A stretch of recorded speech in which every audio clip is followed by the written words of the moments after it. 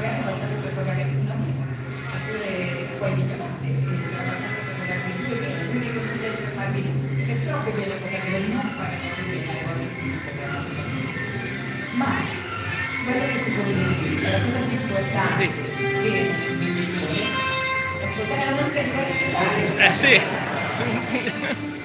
Aspettiamo un secondo? Sì, aspettiamo. Cos'è la cosa più importante per un imprenditore? Adesso ve lo diciamo, è l'ottimismo. Il fatto di avere la consapevolezza che potete risolvere il problema. Il fatto che potete creare delle cose che il mondo vuole, o meglio ancora delle cose di cui il mondo ha bisogno. Perché quello che ci voleva dire Nolan è anche che avere dei progetti è una cosa fantastica, è una cosa che vi terrà vivi. Questi progetti non devono essere troppo difficili da realizzare, ma nemmeno troppo facili. E parlava di questo stato che si chiama flow, che sicuramente ben conoscete da videogamer, e lui diceva puoi giocare 1 ora e mezzo a un videogame se non è né troppo facile né troppo difficile e ti sembra di aver giocato solo 5 minuti. Quindi ci invitava a cercare questo bilanciamento, questo equilibrio fra cose troppo facili e cose difficili in modo da fare esattamente quello che siamo bravi a fare.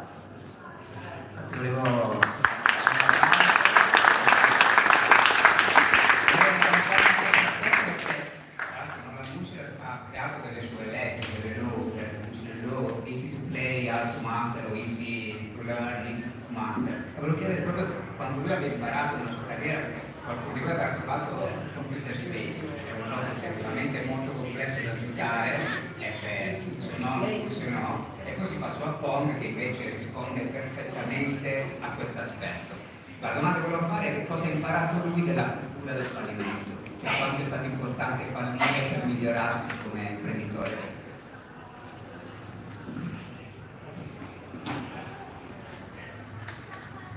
I would prefer to not fail.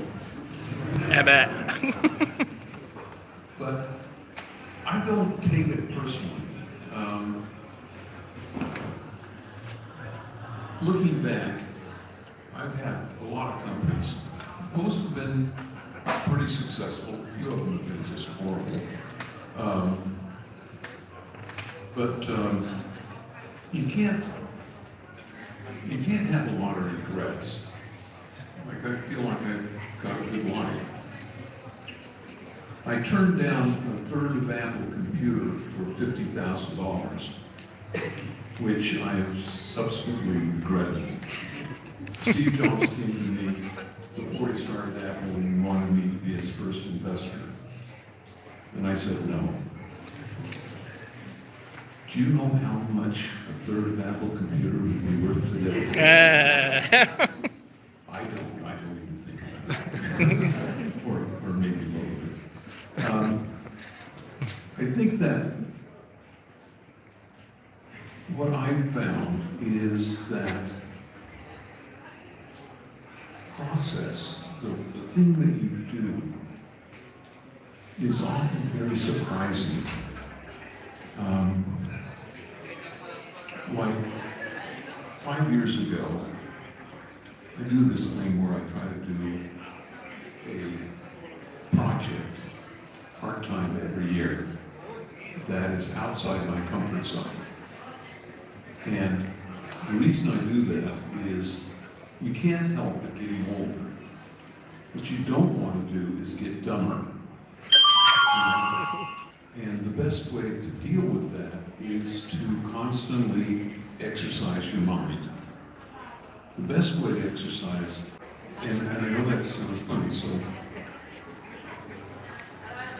January 1 of every year, I have projects that I have on a slip of paper.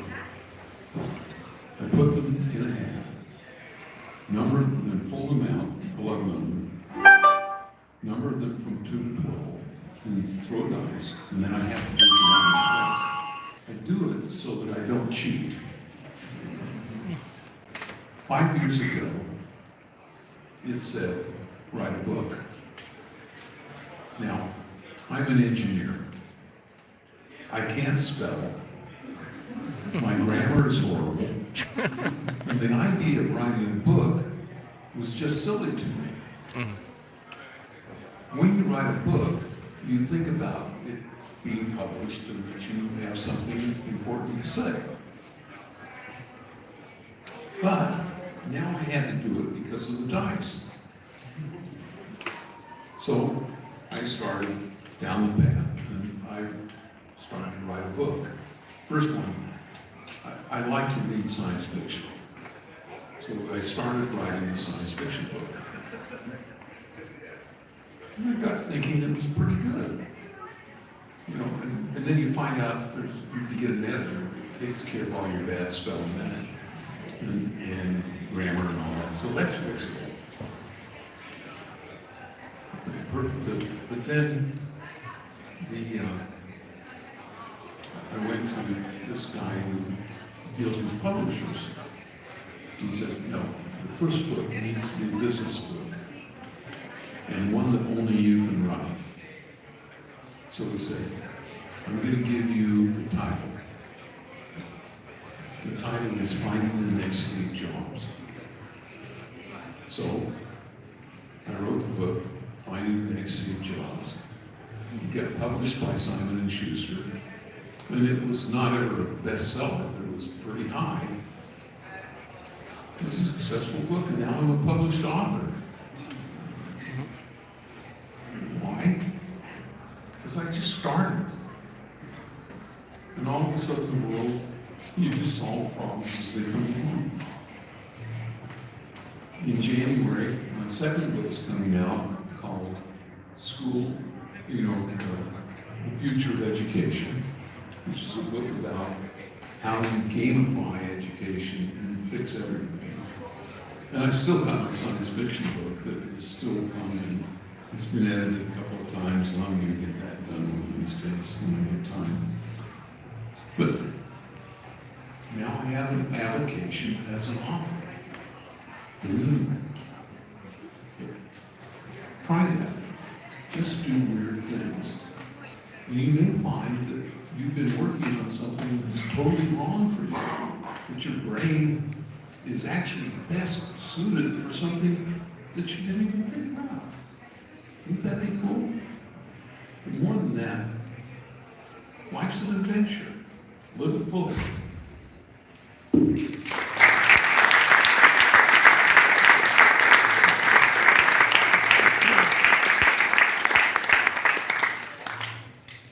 Alla domanda cosa aveva imparato dai suoi fallimenti, ho risposto che tutto sommato preferiva non fallire se era possibile, no? Ma che i fallimenti, diceva Nolan, non li ho mai presi a livello personale, insomma.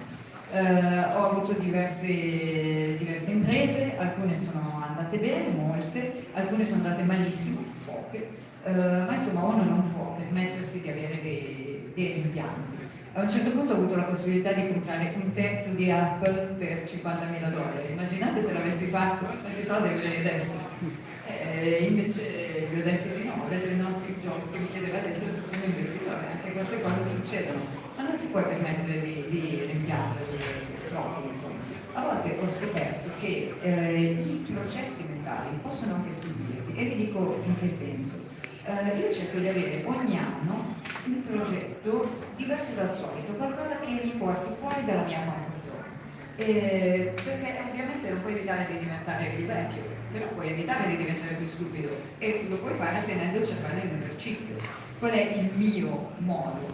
Fare delle cose che non ho mai fatto prima. Quindi ogni anno, il 1° di gennaio, metto in un cappello dei numeri che corrispondono a dei progetti da 1 a 12, da 2 a 12, scusate, perché tira i dadi, ovviamente lo fa decidere ai dadi. E 3 anni fa è uscito fuori il numero che corrispondeva a scrivere un libro.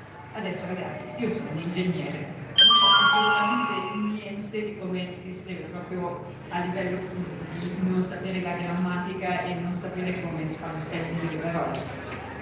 Però mi sono detto, ma forse potrei avere anch'io qualcosa di importante da dire. E soprattutto i dadi me lo imponevano, quindi lo dovevo fare. Mi piaceva la fantascienza, ho detto, beh, scriverò un libro di fantascienza. Ho iniziato, mi sembrava anche bello, sono andato da un editore, l'editore mi ha detto no guarda, devi scrivere un libro di business, e devi scrivere un libro di business come lo puoi scrivere soltanto tu, anzi ti do già il titolo, che è Trovare il prossimo Steve Jobs. Beh, quel libro l'ho scritto, ho capito che era molto facile in realtà, perché bastava trovare un editor che si prendesse cura dei miei orribili errori di grammatica, quindi le cose alla fine si risolvono. E beh, questo libro è uscito, quindi io adesso sono un autore pubblicato, è uscito per Simon Schuster, e lo potete anche comprare se volete. Quindi ho iniziato, ho fatto quello che mi ha portato completamente fuori dalle cose che sapevo fare, e adesso quindi ho fatto un altro libro perché mi veniva bene, ed è un libro sul futuro della scuola, sul futuro dell'educazione. E poi c'è sempre quel libro di fantascienza che mi piaceva tanto, prima o poi pubblicherò anche questo. Quindi ragazzi, non lo sapevo, ma anch'io posso essere un autore, quindi il mio consiglio per voi è di provare a fare cose strane, cose che non vi vengono bene, perché la vita è un'avventura e sarebbe bene vivere fino in fondo.